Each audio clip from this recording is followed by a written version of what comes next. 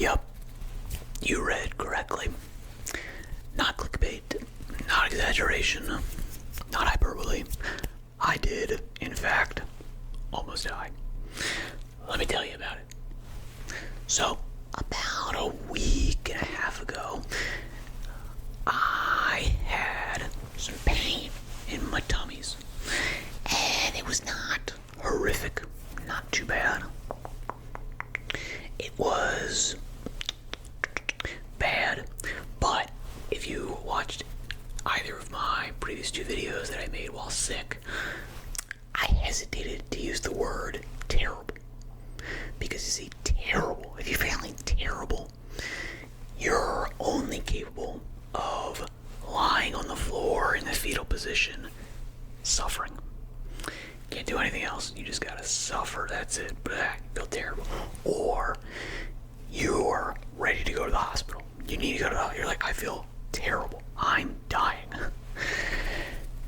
Well, turns out that I was not feeling bad. I was feeling terrible. In the sense that I should have gone to the hospital. But I didn't.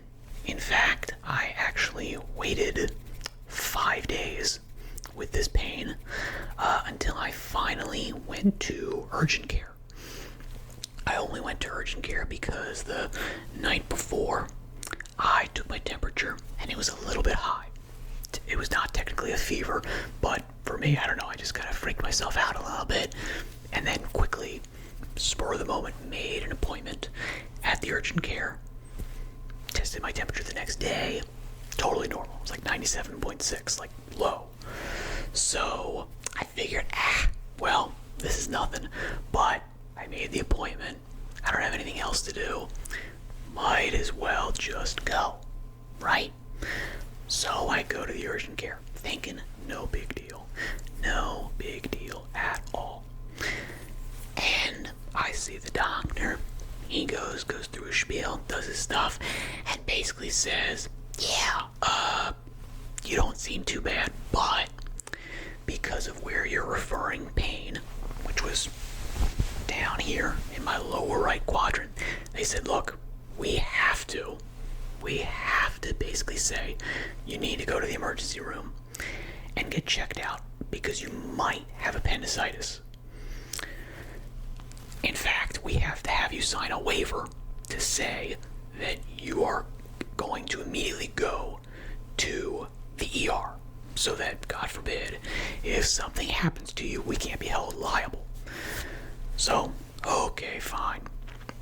I sign the thing and I go, all right, to humor these guys, to make it so that, they don't have any paperwork coming down the line, whatever. I'll go to the ER. Whatever. Fine. Okay. Go to the ER. Get checked in. And the ER is not crowded, but there's people there. And guess what? I start being the first person called back.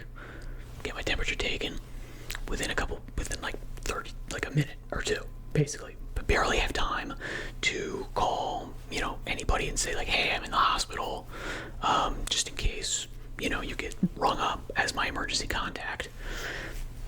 Before I can even say any of that stuff, really, they're calling me back to get my, temperature done and all that kind of stuff. Okay, fine, whatever. A couple minutes later, hey, you, come back here. We want you to do blood work. So they get me with the blood work. They put the IV in, and they draw a decent amount of blood, a couple vials, and they're like, okay, don't worry about going back to the waiting room. You stay right here because we're getting a room ready for you. Wow, okay, we're moving quickly now. So again, not 5 minutes go by. I get pulled back, get into a room, and they start going through a little bit of the stuff. Like, all right, we're gonna be waiting for you for doing this stuff. So now we're waiting on blood work to come back.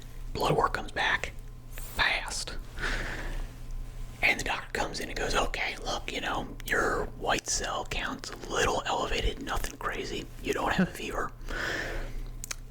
Let's check you out. Does this little thing and goes, okay, well, you're in like the lower 50th percentile for symptomology. So essentially, if you were to have appendicitis, it would be weird. I would not bet on you having appendicitis, but we're gonna get you to get into a scan because it's the only way we can tell. It's the only way we can tell one way or the other. So they booked me for a CT scan. Again, 10 minutes maybe. Maybe I'm waiting 10 minutes this time. They come get me. They wheel me up to the CT room. And one thing I will, as an aside here, the CT scan room, I don't know if it's just in my hospital, but it is awesome looking. It's so cool. I don't know if they put like mood lighting in, and they had like, I mean, it just was straight out of a sci-fi movie. And if anything, your normal sci-fi movies, TV shows, all these things, they downplay how cool these rooms look. Like, really awesome. So I'm like, so at this point, I'm kind of like having fun. I'm like, all right, this is great. You know, this is gonna be an expensive day, but otherwise, like, this is not a bad way to spend like a day off. I'm not really complaining. So they do the whole CT scan. Uneventful, no big deal. I was expecting, maybe because they gave me contrast, I'd heard sometimes that makes you nauseous. Not at all. I hesitate to say this, but I enjoyed it. Like, it was actually kind of like, oh, this is an interesting feeling, and I kind of enjoyed it. So they come out and they're like, all right, look, it's gonna take, at least 45 minutes to get these results back and, do all these types of things. But, at this point they've got me on fluids. Yeah, I think at this point they basically put an IV, they'd already had the IV in, and I think they started to give me fluids at this point, because they were like, why not, no reason to not give you fluids. Maybe you're a little bit dehydrated from any number of things. It's hot out. No problem. So, not 45 minutes, like maybe 20 minutes, maybe 15 minutes. I see the doctor start walking down the hall. He is not even in the room before he goes, yup, you got appendicitis. So I'm like, oh, okay.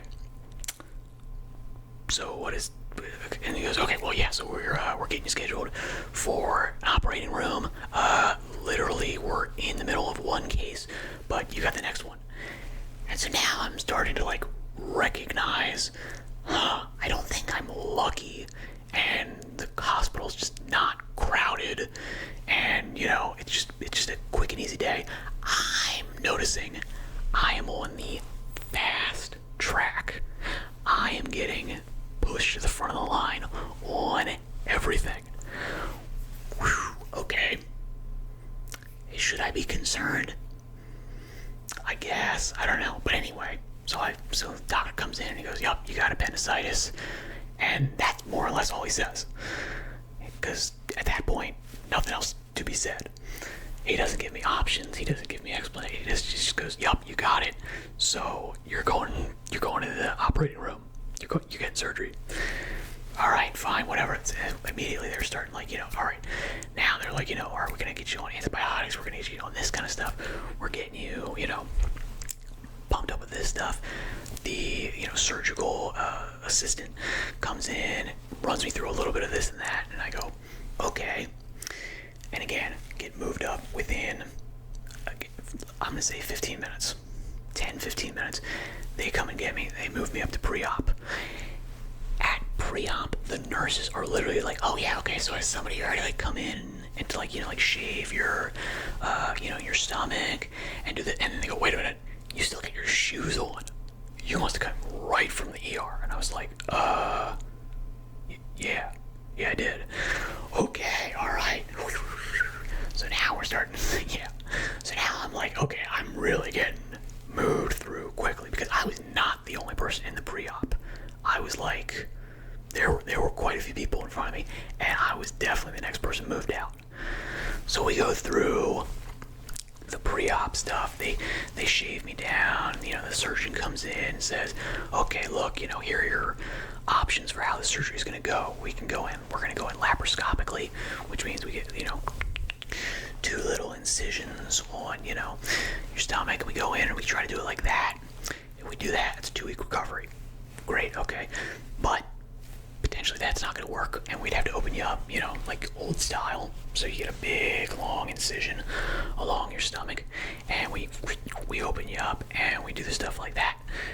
There's also a possibility that we would actually have to go in and, you know, cut out a bunch or some of your colon as well. And he goes, you know, here are the risks, here are the things. It's like, okay, great, sign. Like, I mean, again, what am I gonna do? I'm arguing. I'm like, I don't have time to, you know, figure out what's going on. You know, okay, hey, what are my other options here? Can I no, none of that. There's no room for any of this stuff. We're moving. We're warp speed ahead. All, you know, ships amassed. We're good. We're going. So we are going through this kind of stuff, and then the anesthesiologist comes in. He takes a glance at my chart and he goes, "Oh wow, okay, your appendix is perforated already." And I'm like, "Huh? That's the first I heard of this."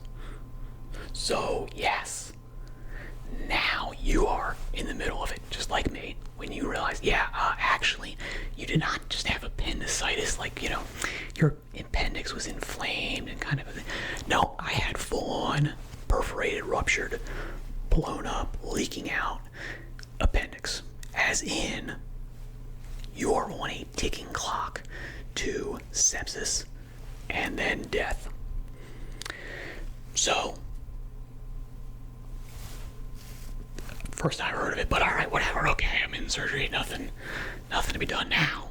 So, we go through, we do our stuff, we get pulled out, and they take me down to do the surgery. And surgery comes out. You know, obviously went okay, still here. So then, you know, we go through this post-op stuff. Initially, so like right when they brought me out of the surgery, the anesthesia, I was, I guess, blindfolded or something, but like I couldn't see anything. I'm guessing they still had my eyes like taped over or something like that. But I do remember them saying, a lot of people going, calm down, relax, it's okay, it's cool, you're fine, you're safe, you're good, it's okay. Because apparently I was quite combative when I came out of anesthesia. And I was actually very happy about that, because let me tell you, that's what you want. If somebody chloroforms you and then, you know, throws you in the back of a van, you want to come out of that swinging. You want to come out of that, all right, get a couple licks in at the very least, okay? Heck yeah, you do not want to be coming out of this thing groggy. Oh, what's going on? No, you want to be coming out of there swinging. And I was, so good on me for that, all right? All right, so then you know, then once they have me in the post-op stuff, it's painful. It's not good. I feel pretty rough because my, you know, body cavity has been blown up with gas, because they did end up going in laparoscopically. They were able to do everything like that, which means that to get vision, they have to basically inflate your body. And all that gas, some of it comes out, but a lot of it's going to stick around, and it's not fun. That plus the anesthesia, you know, and they had to tube me, obviously. So I'm breathing on a machine through this whole time, and when you come out of it, that means that your lungs are really, like, not doing well. So my O2 stats were not great. I think they were in like the 80s, which is bad. And so it's like you need to breathe really, really deep. You need to start trying to clear this gas out of your system. And then you also need to just start, you know, trying to breathe on your own. So I can't really do it until they strap me into this like corset thing to squeeze everything together. And then they give me a good bunch of painkillers, and then finally, okay, I can start to breathe. I can start to, you know, at least force myself to really go deep, and it's not super, super painful. Move me out, take me to my room, and I guess the people who are transporting don't necessarily know what just happened, but they were like actually asking me like, hey, do you want to like get off the cart and get up and do all that? And I'm like, what? And I'm like, I don't don't think I could do that. But I'm like, maybe I can scoot. So I scoot into bed and I do this kind of stuff. And so then I'm in bed. I'm in bed for the next day or so, and they're giving me fluids. They're giving me, antibiotics over and over and over, all this kind of stuff. They're giving me some painkillers too. Nothing crazy, but they're giving me some painkillers. And that stay in the hospital, not great, not terrible, but it is what it is. I just watched a lot of HGTV because it was on, and it was something that I could watch and zonk out. I didn't need to think. You just kind of watch it, and like, for whatever reason, even the commercials were just kind of like, just glazed over for everything. No problems. And I will say, it occurred to me to potentially record something in the hospital bed, but I didn't because my roommate had stage 4 liver and colon cancer, and I was like, you know what? I'm gonna hang back on that. I'm gonna not record anything in here because kind of rude. It seems like it might be a little bit rude. So I'm not gonna do that. So I didn't do that, but I did take a picture. As you can see, that's where the thumbnail came from, was me in bed at the hospital. Alright, and then, so let's see, so then after that, they get me out, and I'm good to go. At this point, I've still got some tubes coming out of me from the surgery, and they send me home, and I'm home for a little bit less than a week, and that was not fun either, because I'm basically like, because the tubes are still in there and they're very uncomfortable, I'm not really able to like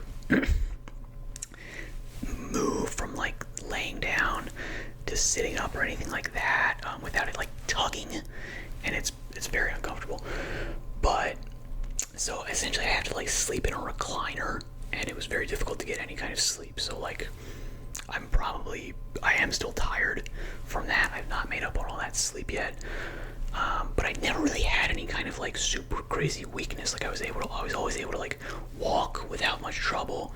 I was able to get from a sitting position to a standing position, no problem. Standing to sitting, no problem.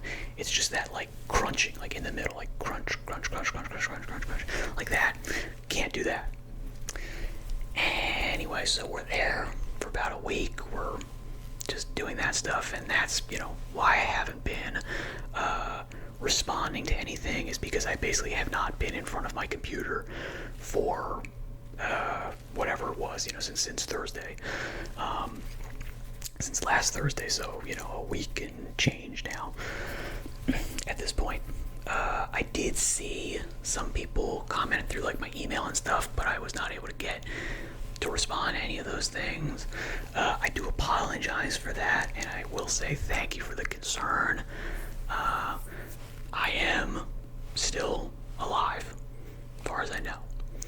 And the reason why I'm able to make this video now is because not yesterday, but the day before, I was able to finally get all those tubes out of me, and I'm now still sore. I'm still in pain, but it's less. I'm able to actually sleep like a human being now, and I'm able to, record this stuff. So I think from now on, I will, or at least, for the foreseeable future, we'll be back to a normal schedule. I think this video will probably come out a little bit later than normal, but other than that, we should be back to pretty much a normal schedule.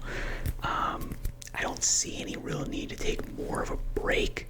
If I do, I'll let you know, but to be honest, I enjoy doing this, and hopefully you enjoy watching it, so why not, just keep on doing it. Alright, so all that being said, let's see, was there anything? I can't think of anything else.